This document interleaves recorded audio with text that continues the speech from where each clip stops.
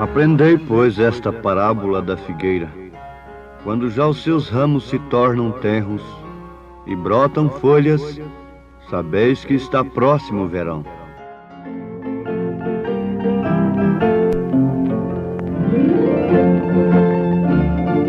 Aprendei, pois, esta parábola da figueira. Quando já os seus ramos se tornam tenros e brotam folhas, sabeis que está próximo o verão. Igualmente, quando virdes todas estas coisas, sabei que ele está próximo às portas. Em verdade vos digo que não passará esta geração sem que todas estas coisas aconteçam. O céu e a terra passarão, mas as minhas palavras não hão de passar.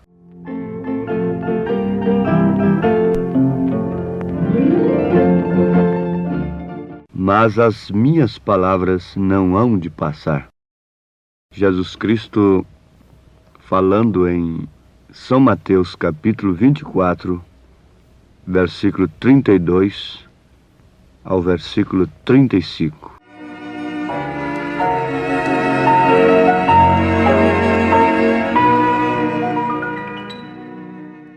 Ouvintes amados, que Deus nos ajude a aproveitar esse tempo que temos de ouvir advertências através das quais nós podemos, ainda em tempo, nos arrepender, nos converter dos nossos maus caminhos e nos preparar para aquele grande momento que esta geração espera, consciente ou inconscientemente.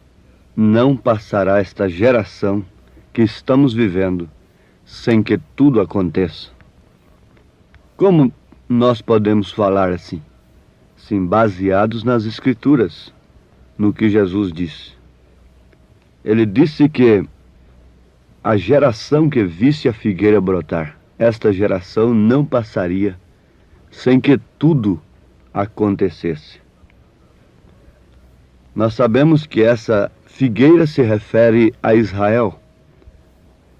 Os judeus, eles seriam dispersos por todas as nações. E quando brotasse novamente, não passaria a geração que visse esta figueira brotar, porque as árvores se referem aos gentios, mas a figueira se refere aos judeus. As árvores dariam seus frutos e a figueira brotaria ao mesmo tempo. Então Jesus não estava se referindo àquela geração presente, quando ele estava falando naquele presente momento. Ele estava se referindo à geração que visse as folhas brotarem das árvores e que visse a figueira brotar. Ele proferiu a parábola da figueira. Quando já os seus ramos se tornam tenros e brotam folhas, sabeis que está próximo o verão. Ele não disse o dia nem a hora, mas ele deu exatamente os sinais. Quando virdes acontecer estas coisas, olhai para cima, porque a vossa redenção está próxima. Vamos lançar mão, nesse instante, da mensagem do profeta desta era, a segunda vinda de Cristo. Ele diz que estava em Bombay, Índia. Ele diz assim, recentemente, ele falando em 1957, enquanto eu e o meu menino Billy Paul estávamos lá num grande culto onde dezenas de milhares de hindus deram seus corações a Cristo, veio um grande aviso. Agora, quero que vocês reparem a inteligência da natureza. E vejam como a natureza é uma Bíblia aberta. De repente, por alguma razão desconhecida, todos os passarinhos na cidade começaram a ir embora, ir para o campo. Agora, na Índia, as suas cercas não são como as nossas. Seus muros, suas cercas. Eles não têm cercas de madeira. Têm cercas grandes de pedras, as quais são construídas altas, aquelas muralhas altas de pedras. Logo notamos que todo o gado, ovelhas, bois, começaram a afastar dos muros e prédios e irem para o meio do campo, onde eles começaram a formar e andar em círculo. O gado, as ovelhas, os bois, não é? Então, de repente, um grande terremoto atingiu e derrubou os muros. Os passarinhos não voltaram e o gado ficou nos pastos. Porém, os homens continuaram pensando que tudo estava bom. Está aí uma Bíblia aberta ou não está? Os passarinhos fugiram das muralhas onde eles tinham seus ninhos. O gado saiu daquela sombra, saiu daquela organização religiosa onde havia se descansado. Ela ia cair, a grande Babilônia tem caído. Caiu a grande Babilônia. E se alguma reis, se algum animal daquele ficasse ali, seria esmagado. Não é o que o anjo de Apocalipse, capítulo 18, versículo 4 diz?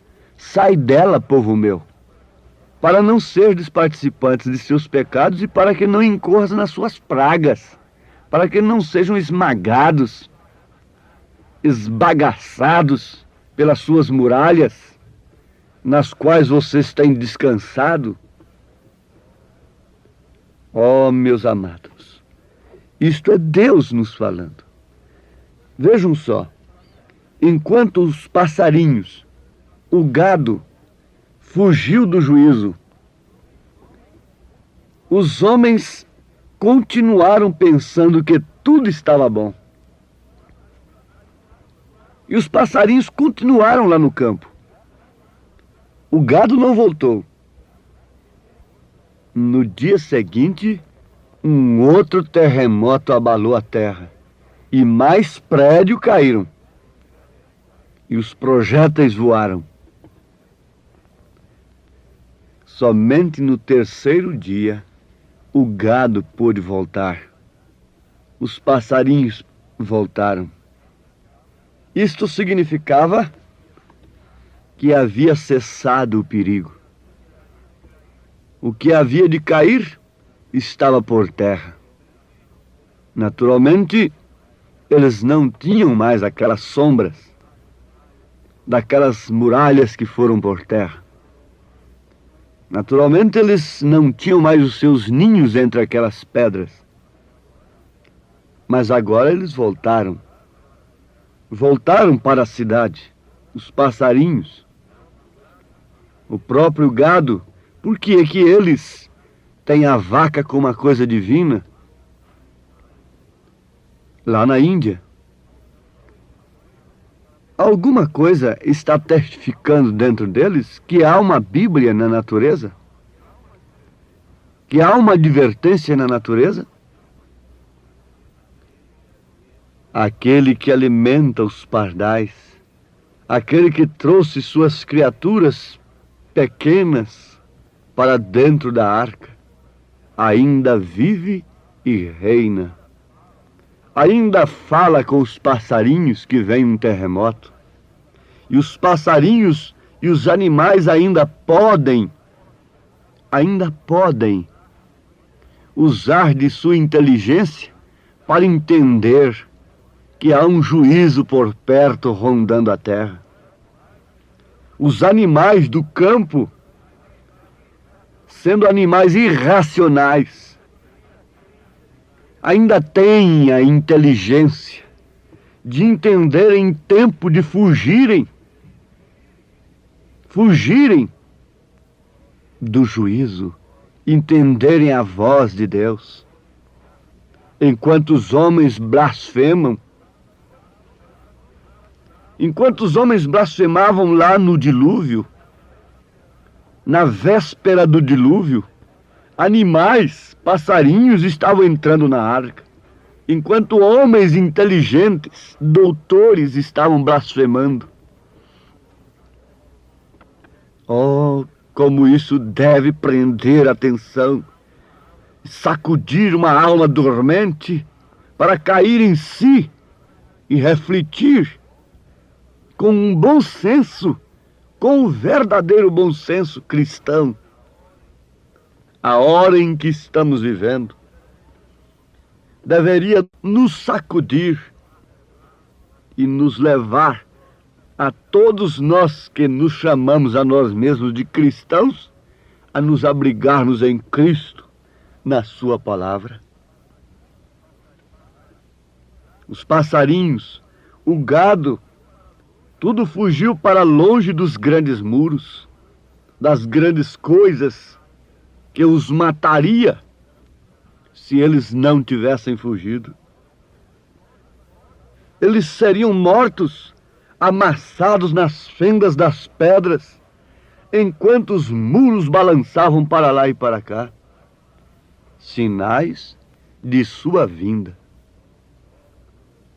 Oh, sim, é um grande dia em que estamos vivendo agora. Terremotos em diversos lugares. Pestes e todas aquelas coisas que Jesus falou estão aqui. E no meu ponto de vista, eu não vejo nada que reste senão a vinda do Senhor.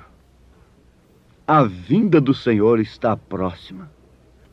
Jesus, em seu discurso a seu povo, disse: aprendei a parábola de todas as árvores, a parábola da figueira e de todas as árvores. São Lucas 21, versículo 29. E quando virdes estas coisas se realizarem, sabeis que o tempo está próximo. São Mateus 24, 32, 33. Reparem o que é a figueira. Tem sido a nação judaica. Reparem o que são as árvores.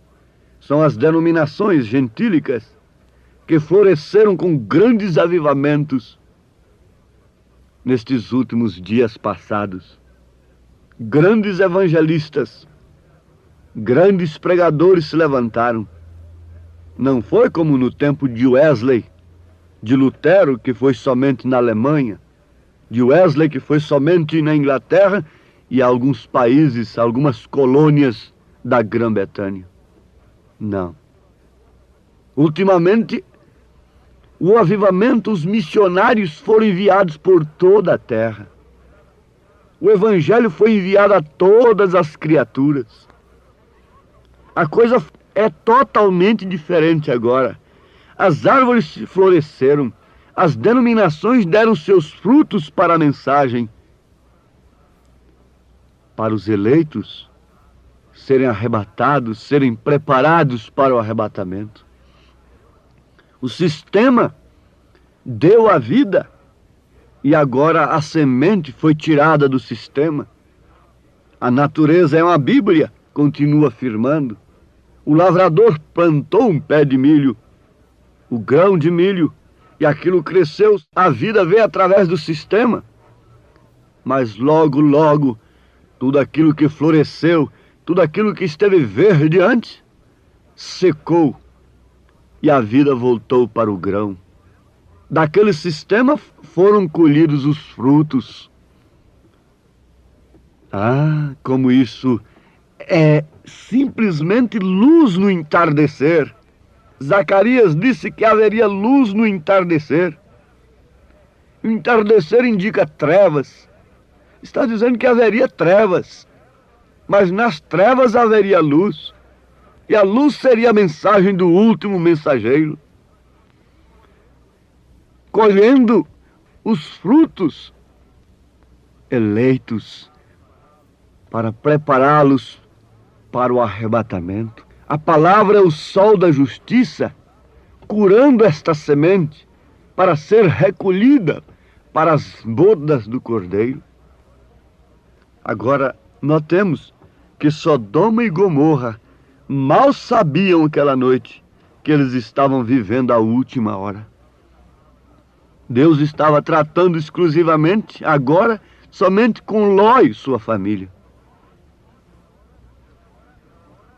Naquela hora, nenhum sodomita sabia que a coisa estava tão perto, estava tão próxima. Nenhum sodomita sabia, nenhum antediluviano que blasfemava e zombava do próprio comportamento dos animais sabia que o juízo estava caindo. Você pensa que o mundo de agora sabe? Se soubessem, correriam todos para Cristo, correriam todos para a palavra, saíam todos de suas locas religiosas, de suas muralhas, sairiam todos de suas próprias sombras e viriam para Cristo, abraçariam a palavra do último dia, dariam as suas vidas, fariam como aquele homem que descobriu o tesouro no campo, venderia tudo, pagaria todo o preço, sofreria tudo, renunciaria a si mesmo, às tradições, e compraria o campo porque há nele um tesouro. Comprar aqui é sofrer pelo nome de Jesus Cristo, pela palavra. Mas eles não sabiam. Lá no Egito, mesmo vendo o sinal exposto na casa do israelita, eles zombavam. As casas, tendas dos israelitas tinham o sangue exposto nos umbrais de suas portas. Eles sabiam que havia juízo? Não sabiam. Eles continuaram zombando, eles continuaram escarnecendo, e Paulo disse que nos últimos dias viriam escarnecedores de quê? Escarnecedores da mensagem, viriam escarnecer a mensagem. Olhando para Cristo, eles viveram naquele dia, aqueles que tinham, assim diz o Senhor, aqueles que estavam advertidos pelo profeta, aqueles que tinham lugar para a voz de Deus em seus corações, estavam olhando para Cristo, mesmo naquele tempo, mesmo no tempo de Moisés, estavam olhando para o sinal, crendo no sinal, olhando para a arca, crendo na arca. Quantos entraram nela? Quantos estavam sob o sinal? Estamos olhando para Cristo e vendo suas grandes obras, mas quantos têm entrado em Cristo? Quantos têm entrado em Cristo para que se cumpra aquele que, se vós estiverdes em mim e as minhas palavras estiverem em vós? Oh, que Deus os abençoe em nome do Senhor Jesus Cristo. Amém.